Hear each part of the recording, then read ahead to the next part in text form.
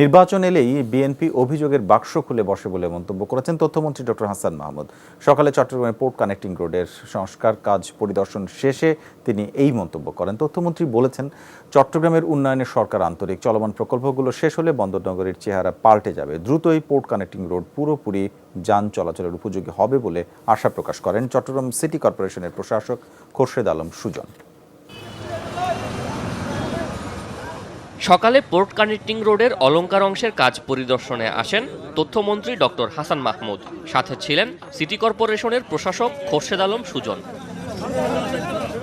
এ সময় প্রশাসক জানান, 5.65 কিলোমিটারের পোর্ট কানেক্টিং রোডের এক পাশের কাজ প্রায় শেষ পর্যায়ে।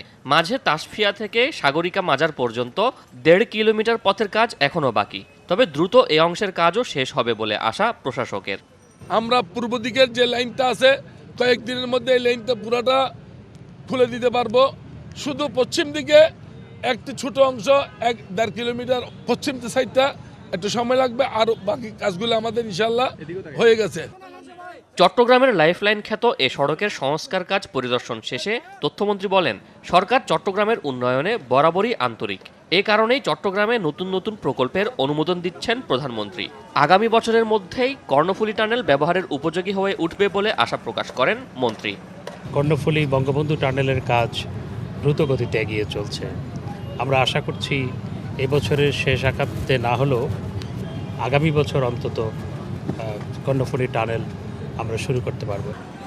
এ সময় আসন্ন সিটি কর্পোরেশন নির্বাচন নিয়ে বিএনপির সমালোচনার প্রসঙ্গে মন্ত্রী বলেন, প্রতি নির্বাচনেই অভিযোগের বাক্স খুলে বসা বিএনপির স্বভাব। অনেকগুলো নির্বাচনে, স্থানীয় সরকার নির্বাচনে তারা জয়লাভ করেছে। জয়লাভ করার আগ মুহূর্ত পর্যন্ত নানা অভিযোগ দিয়েছে। যেই জয়লাভ করেছে তাদের মুখটা বন্ধ হয়ে গেছে। সুতরাং এই অভিযোগের বাক্স খুলে বসা এবং অভিযোগ করা এটি তাদের অভ্যাসগত। 2017 সালে পোর্ট কানেক্টিং রোডের সংস্কার কাজ শুরু হয়।